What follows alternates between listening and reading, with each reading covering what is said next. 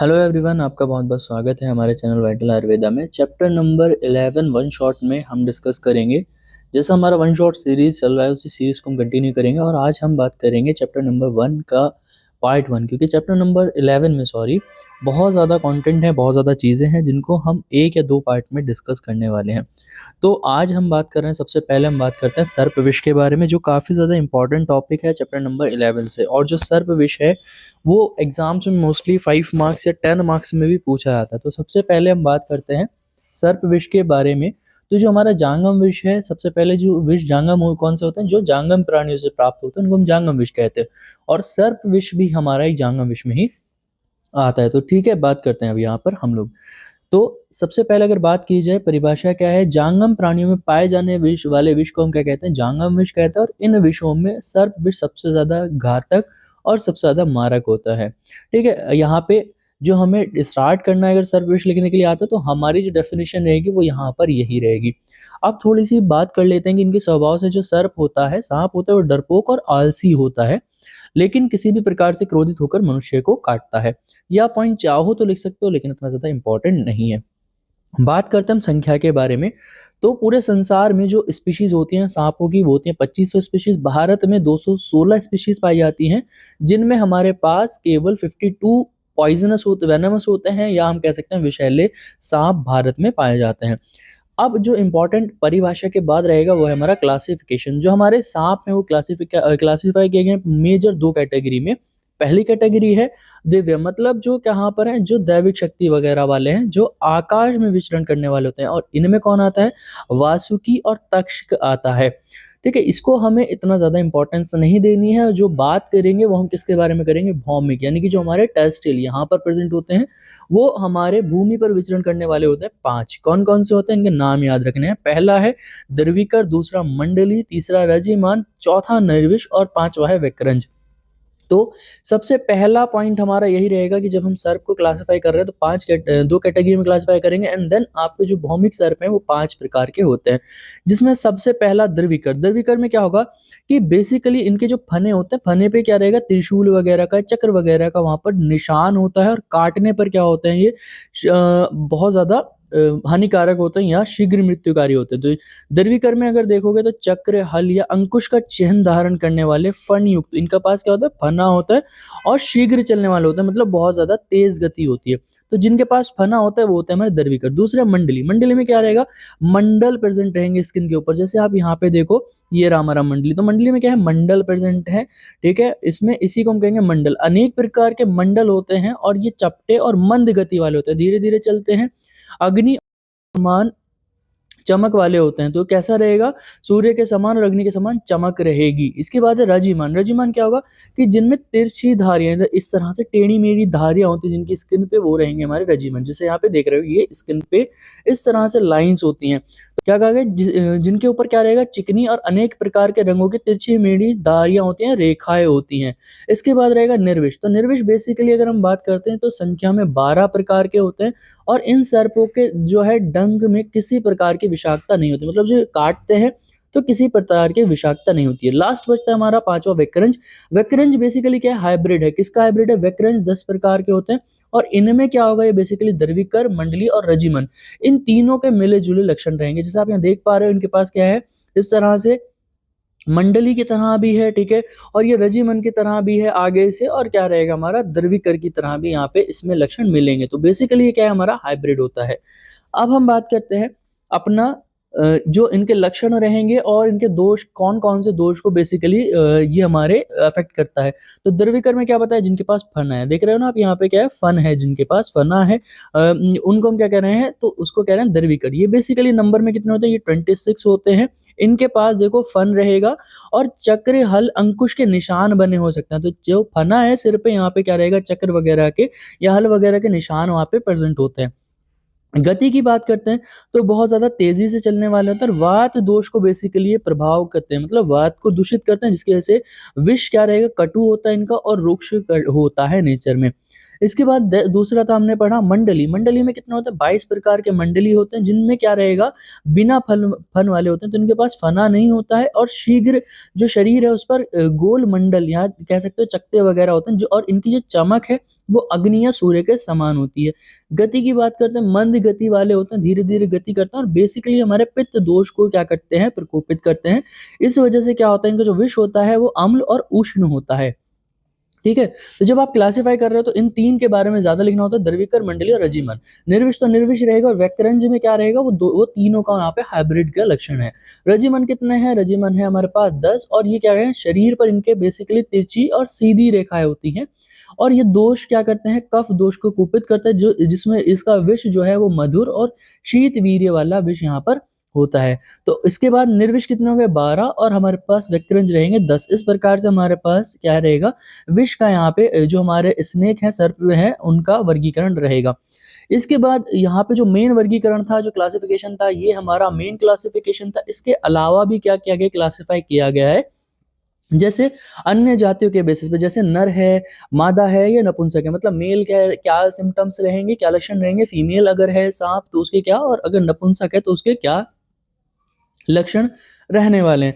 तो जो नर सांप होता है उसकी बड़ी बड़ी आंखें होती हैं, बड़ी जीभ, ऊंची आवाज, फना होता है, फन होता है, ठीक है, दिन में काटते हैं बेसिकली। और जो हमारी नर मादा होती है उसमें छोटी आंखें होती हैं, छोटी जीभ, फन दिखाई नहीं देता, और रात में काटने वाले होते हैं। जो नपुंसक होते हैं ये कैसे होते हैं? आयताकार होते हैं, चप्पल होते हैं, मंद गति वाले, सफेद चमक वाले होते हैं, सायकाल में काटते हैं या संध्या काल में काट रहे होते हैं। ठीक है, जाति के बेसिस पे 4 जाति में क्लासिफाई किया गया। पहला है ब्राह्मण, जो मोती चांदी के प्रभाव वाले होते हैं, गंध कैसी आती है? इनमें कमल और चंदन की गंध आती है। दूसरा क्षत्रिय, ये सूर्य और चंद्र की जो आकृति होती है, क्रोधित होते हैं, चंपक और नाग केसर जैसी गंध आती है। और जो इसके बाद है वैश्य, ये किसके समान रहते हैं? वज्र या हीरे के समान होते हैं। गंध कैसे आएगी? भेड़ या दूध की गंध आएगी। इसके बाद जो हमारे क्षुद्र होते हैं वो भैंस या चीता की वर्ण के होता है, जिसमें सूरा या रक्त की गंध आती है। तो जाति के बेसिस पे हमारे पास 4 क्लासिफाई किया गया है। अब बात करते हैं सर्प दंत विज्ञान और विष की मात्रा। तो सांप के जो फन होते हैं उसमें बेसिकली 4 बताए हैं। तो सांपों में 4 दंष्ट्राएं होती हैं, आचार्य सुश्रुत ने क्लासिफाई किया है। पहला है यमदूती, दूसरा है कराली, तीसरा मकरी और चौथा है कालरात्रि। और इनको याद करने की कोई नीड नहीं है, इस सिलेबस में दिया है तो मैं पढ़ा रहा हूँ, एग्जाम में आपसे नहीं पूछा जाएगा। मकरी क्या होता है? नीचे वाली बाएं को मकरी कहते हैं, उसके बराबर वाली ऊपरी बाएं को हम कहते हैं, ऊपर सामने वाली कराली, ये पेट वर्ण की होती है। काल या रात्रि नीचे वाली दाएं, ये देख रहे हैं नीचे वाली, इसको हम कहेंगे लाल वर्ण की होती है। और यमदूती ऊपर की जो दांत है, ये वाला यमदूती है, और इसका श्याम वर्ण का कॉम्प्लेक्स देखने को मिलता है।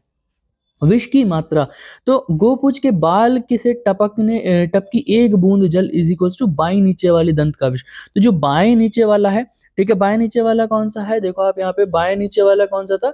नीचे वाली बाएं। तो मकरी, मकरी के बारे में बात की गई है यहाँ पे कि इसका जो विष होता है वो ऐसा लगता है जैसे गाय के पूंछ जो है उसमें गीला कर दो, उससे जो बूंद टपकेगी उसके समान। बाईं ऊपरी से 2 गुना निकलता है, दाईं से 3 गुना, और जो हमारी दाईं ऊपर वाली है उससे 4 गुना निकल रहा होता है। तो ठीक है, ऊपर दाईं वाली में देखो, ये वाली जो है यहाँ से 4 गुना, मतलब अगर इसमें 1 ड्रॉप निकले तो यहाँ से 4 ड्रॉप निकल रही होती है। ये बात की गई है, जिसको आपको याद रखने की कोई भी जरूरत नहीं है। सर्प दंश के हेतु जो इंपॉर्टेंट रहेगा और उसके प्रकार। तो दंश के हेतु क्या होते हैं? तो आहार के लिए करता है, या डर जाता है सांप तब काटता है, पांव से दब जाने पर, विष की अधिकता से, क्रोध, ईर्ष्या या पाप वृत्तिया से काटने का काम करता है। दंश के प्रकार कितने होते हैं? सबसे पहला है सर्प दंश, जो वेनमस है। तो 1, 2 या अधिक गहरे चिन्ह रक्त के स्राव युक्त होंगे, सुई चुभने जैसी पीड़ा होगी। रदित दंश कैसा रहेगा? लाल, नीली या पीली रेखाएं मिलेंगी, और ये कैसा होता है? मंद गति करने वाला, मंद विष होता है। निर्विष में क्या रहेगा? बेसिकली 1 से ज्यादा यहाँ पे निशान रहेंगे दांतों के, 2 हो सकते हैं, 2 से ज्यादा हो सकते हैं। शोथ रहित एडिमा नहीं मिलेगा, और अल्प रक्त दृष्टि रहेगी, क्योंकि वो निर्विष है। इसके बाद है सर्प आंग भीत, मतलब अगर भय, केवल सर्प मात्र से ही किसी को लगता है कि सांप ने काटा लेकिन काटा नहीं है, तो उसकी वजह से क्या हो जाता है? वात दोष कुपित होता है, और वो क्या करता है? एडिमा कॉज कराता है। तो यह सर्प अंग अभिहत है, यहाँ पे बात की गई है। तो हमारे पास 4 प्रकार के दंश के बारे में वर्णन है, जो यहाँ पे इंपॉर्टेंट रहेगा, ये पॉइंट आपको याद करके जाना है। आचार्य वाग्भट ने सर्प दंश के 5 प्रकार बताए हैं। कौन कौन सा है? तुंडात, केवल जौ का स्पर्श, केवल क्या हुआ है वहाँ पे उसका थूथन मतलब जौ का स्पर्श हुआ, गीला प्रतीत होता है, कांटे का निशान नहीं है, बस केवल वो लगा और हट गया। व्यालिन मतलब एक या दो यहाँ पे निशान आ गए, रक्तस्राव नहीं हुआ लेकिन काटा है, ठीक है। इसके बाद है व्यालुप्त, दो या तीन के सांप के जो दांतों के निशान है वो प्रेजेंट है और साथ में क्या हो रहा है, रक्तस्राव हो रहा है, ठीक है, तो वो कहलाएगा व्यालुप्त कहलाएगा। दंतक मतलब क्या है, तीन दांतों के निशान मांस और रक्त वाहिनियों के काटने में से निरंतर क्या होता है, रक्तस्राव होता है और ये कष्ट साध्य होता है। इसके बाद है दंष्ट्रा निपीड़ित। दंष्ट्रा निपीड़ित में क्या रहेगा, चार दो है दांतों के निशान रहेंगे, विदीर्ण होने के कारण निरंतर रक्तस्राव रहेगा। तो ये आचार्य वाग्भट ने बताए हैं। आपको बेसिकली कौन याद कर सकते हो, आप जो हमारे अभी चार प्रकार पढ़े और हेतु पढ़े, ये वाली स्लाइड में आप याद कर सकते हो। नोट्स में आपको लिंक डिस्क्रिप्शन बॉक्स में दे दूंगा और इसका जो पासवर्ड रहेगा पीडीएफ का वो रहेगा 112233। आप अगर टाइप करोगे 112233 तो आपकी जो पीडीएफ है वो इजीली आप एक्सेस कर पाओगे। अब हम बात करते हैं लक्षण और निदान के बारे में। तो क्या रहेगा कि सामान्य लक्षण क्या मिलेंगे और जो हमारे तीन जो हमारे हमने पढ़ा दर्विकर, मंडली और रजीमन, उनके क्या लक्षण मिलेंगे, इंपॉर्टेंट फिर से चीज रहेगी। तो लक्षण क्या मिलेंगे, सामान्य लक्षण पे बात करते हैं तो दंश स्थान पर क्या रहेगा, सूजन और वेदना रहेगी, सुई चुभने जैसी पीड़ा होगी, गांठ बन जाएगी, नॉट फॉर्मेशन हो सकता है, खुजली और जलन यहाँ पे देखने को मिलेगी। अब दर्विकर ने काटा है तो कैसे पता लगेगा, मैंने बताया दर्विकर बेसिकली क्या करता है, वात को कुपित करता है। तो दंश स्थान क्या रहेगा, काला और सूखा, जो वात के गुण है वो मिलेंगे यहाँ पे। रक्त नहीं निकलेगा, कछुए की पीठ के समान उभार रहेगा जो एडिमा रहेगा, और शरीर में वात वेदना, जम्भाई और सिर में भारीपन, ये सारे लक्षण देखने को मिलेंगे। मंडली क्या करता है, पित्त, तो पित्त के जैसा मिलेगा, तो दंश स्थान पीला या लाल रहेगा, शोथ रहेगा, दहा मिलेगी, प्यास, मूर्छा, बुखार और मांस जो है वो सड़ने का निशान यहाँ पे मिल सकता है। रजीमन क्या करता है, बेसिकली कफ दोष को कुपित करता है, तो दंश स्थान कैसा रहेगा, पिछल रहेगा, सिर सफेद हो सकता है, रक्त क्या रहेगा, गाढ़ा हो जाता है, मुख से कफ गिरना, बार बार वमन और ठंड लगना, ये सारे लक्षण किसने, अगर आपके पास ऐसा पेशेंट आ रहा है समझो उसको किसने काटा है, रजीमन ने काटा हुआ है, ठीक है। तो इस तरह से हम क्या करते हैं, जो भी हमारा विष है उसके लक्षण हमें सर्प विष के लक्षण देखने को मिलते हैं। अब विशेष अवस्थाओं में क्या लक्षण मिलेंगे, जैसे अगर मान लो नर सांप ने काटा है, अगर रोगी ऊपर की तरफ देख रहा है तो समझ जाओ कि नर सांप ने काटा है। अगर रोगी नीचे की ओर देख रहा है, अधोभाग पर बल देता चलता है, या कप कपी है तो समझ जाओ मादा ने काटा है, और अगर तिरछा देख रहा है, साइड में देख रहा है, तो समझ जाओ कि जाति की जो लिंग के बेसिस पर वो नपुंसक सर्प ने उसको काटा है। रोगी की अवस्था क्या रहेगी, गर्भिणी अगर है, मुख पीला, होंठ सूखा, जम्भाई, आंखें काली, गर्भ पर प्रभाव, क्रोध अधिक रहेगा। वृद्ध या बालक है तो विष के वेग तीव्र रहेगा और भिन्न होती है।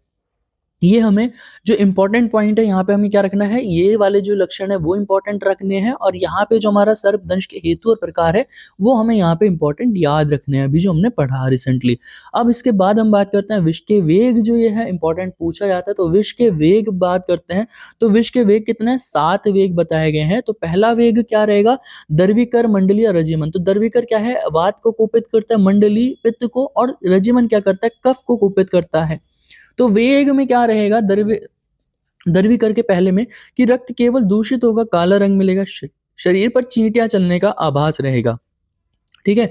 मंडली में क्या रहेगा, रक्त दूषित पीला रंग और दहा होगी यानी कि बर्निंग होगी। रजीमन में क्या रहेगा, रक्त दूषित सफेद रंग और पांडुता वहां पे मिलेगी, पहला और रहेगा।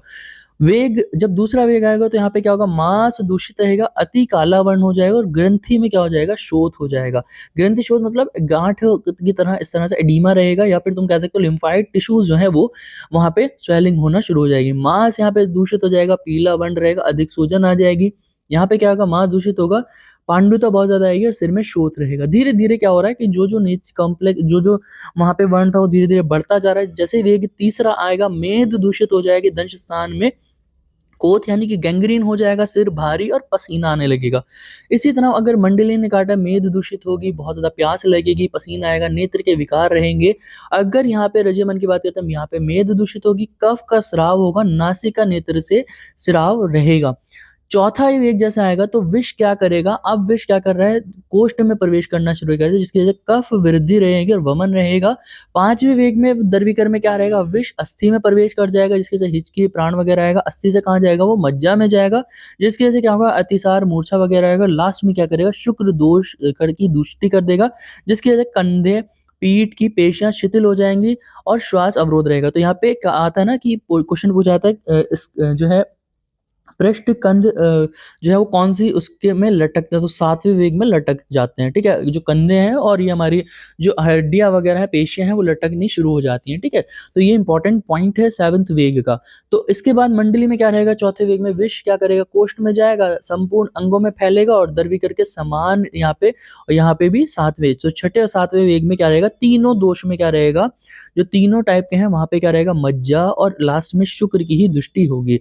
यहाँ पे क्या रहेगा, चौथे में देखो सब में सेम याद कर सकते हो, चौथे वेग से सब में सेम याद रहेगा। विष कोष्ठ में जाएगा, वाणी का अवरोध, शीत ज्वर, संधि दुर्बलता, तो संधियों में जा रहा है, पांचवें छठे में मज्जा में जा रहा है, शुक्र में सातवें वेग में, शुक्र में जाने के बाद वहां पे कंधे वगैरह लटक जा रहे हैं। बेसिकली स्टार्टिंग जो है यहाँ पे जैसे दर्विकर है, मंडली है, रजिमन है, तो जो जो दोष कुपित होंगे उसके अकॉर्डिंग वहां पे कॉम्प्लेक्स जो मिलेगा वो थोड़ा स्टार्टिंग के वेग में अलग रहेगा। तो पहले से 3 वेग जो है मैंने इसीलिए यहाँ पे डिफरेंशिएट अलग कर दिया है, और 4 से 7 वेग थोड़े क्या है, सिमिलर लिए हुए हैं, तो इसीलिए यहाँ पे सिमिलरिटी लेने की वजह से यहाँ पे मैंने उनको अलग कर दिया है।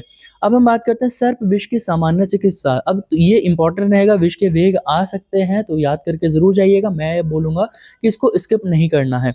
अब हम बात करते हैं कि नेक्स्ट सर्प विष की चिकित्सा क्या करना है। तो सबसे पहले हमें क्या करना है, अरिष्ट बंध मंत्र, अरिष्ट की उत्पीड़न, ये सबको पढ़ा होगा जो चतुर्विंशति उपकरण के बारे में वर्णन किया है।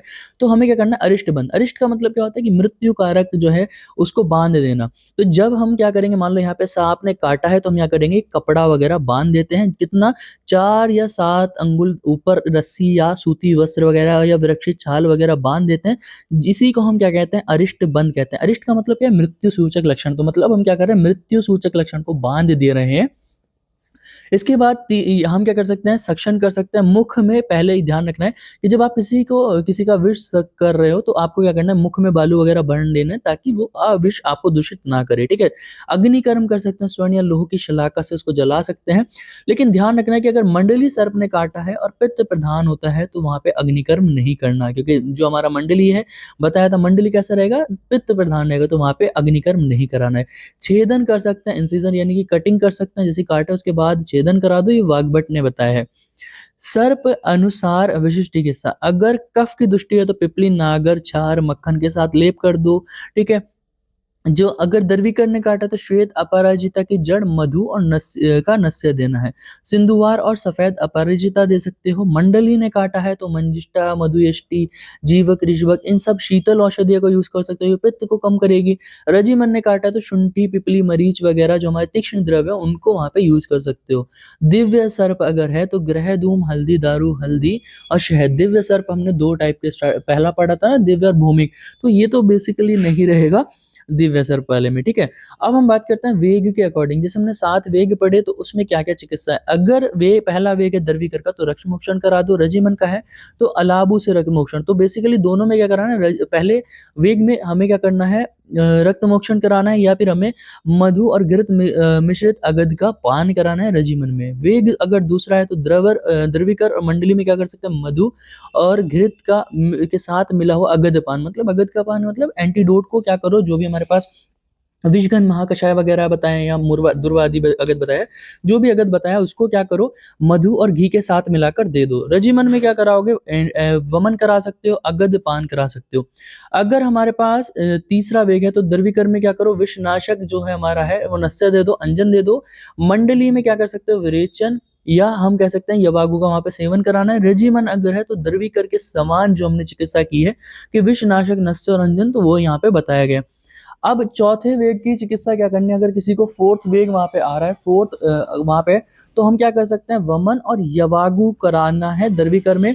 और 5वें वेग में क्या करना है, शीतल उपचार और विरेचन वगैरह कराने के लिए बताया गया है। अब अगर छठा वेग है तो क्या करना है, शीतल उपचार करना है, तीक्ष्ण अंजन वगैरह का यूज कर सकते हो रजिमन में, और काकोली आदि या मधुर गण का मंडली में यूज बताया गया। वेग अगर 7वां है तो वेग 7वां पर क्या होगा कि विष जो है वो कहीं ना कहीं जो हमारा हेड वाला रीजन है वहां पर जाएगा।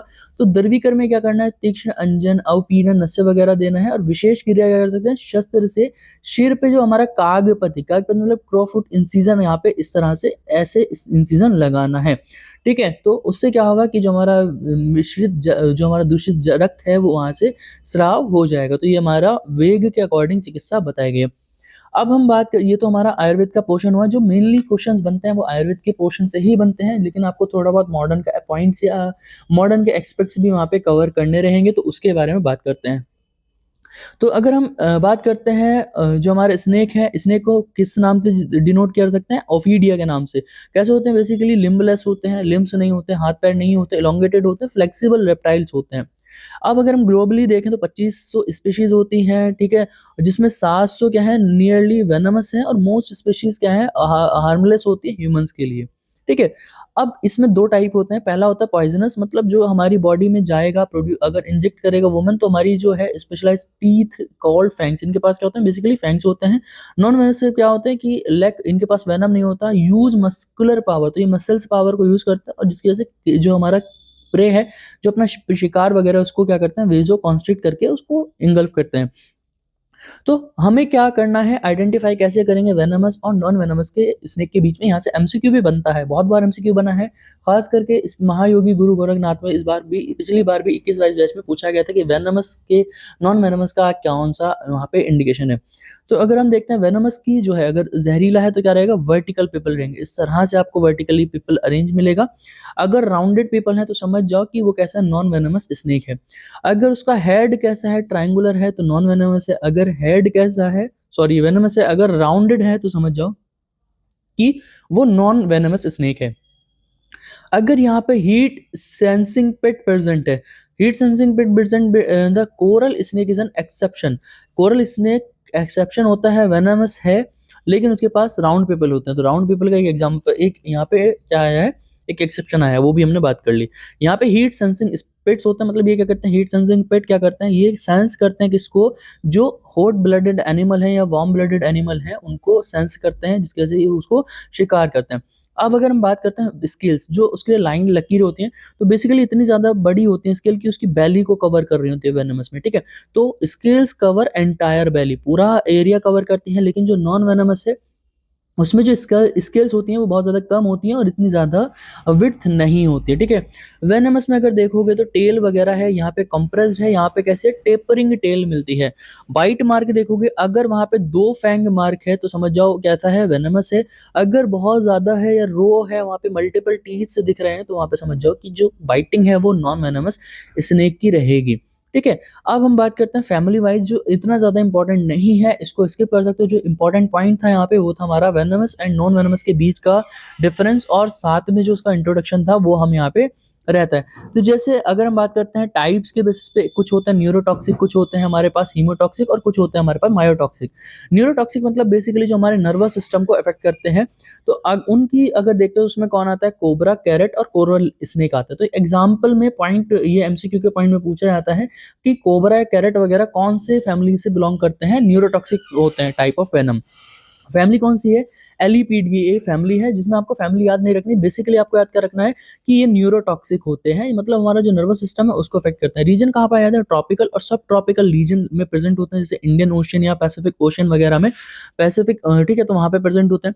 फैंग्स अगर देखोगे फिक्स होते हैं, छोटे होते हैं, होलो फैंग्स होते हैं in front of the upper teeth. यहाँ पे देख रहे हो ना फैंग्स इस तरह से, ग्रूव्ड और covered by a mucous membrane. Physical features क्या रहेंगे? Head covered with large scale, head पे बहुत ज्यादा बड़ी बड़ी स्केल्स होंगी। पिपल कैसे होंगे? राउंडेड, और राउंडेड टेल रहेगी, ठीक है। इसमें कैसे होंगे? बेसिकली ये ओविपेरस होते हैं, अंडे देते हैं और एक्टिव बिहेवियर के होते हैं। पैथोलॉजी इसमें क्या करेगा? बेसिकली हमारे जो है हार्ट्स और लंग्स को क्या कर देता है? पैरालाइज कर देता है, जिसकी वजह से क्या होगा? हमारी डेथ हो सकती है। इसके बाद हम बात करते हैं विपरीडियेसी फैमिली में, तो इसमें कौन आता है? पिट वाइपर, रसल वाइपर यहाँ पे आते हैं, ठीक है। इसमें बेसिकली क्या रहेगा? Possess pit organ between nostrils and eye to detect warm blooded. तो यहाँ पे क्या रहते हैं? पिट रहते हैं, ठीक है। हेड कैसा रहेगा? ट्रायंगुलर रहेगा, वाइडर देन नेक, तो नेक से बड़ा रहेगा, ठीक है, चौड़ा रहेगा, सॉरी। फैंग्स कैसे रहेंगे? लॉन्ग रहेंगे, हिंज रहेंगे, होलो मूवेबल रहेंगे, कैनलाइज होंगे, और लाइक हाइपोडर्मिया निडल, इस तरह निडल के जैसे होंगे, ठीक है। और फोल्ड क्या रहेंगे वहाँ पे? Fold back when not in use, तो पीछे की तरफ मुड़ जाता है जब ये यूज में नहीं होता। फैंग्स के बारे में इतना ज्यादा आपको कोई नहीं पूछ रहा, आपको एग्जाम्पल याद रखना है कि हीमोटॉक्सिक का एग्जाम्पल कौन सा है? Pit viper, Russell viper. ठीक है।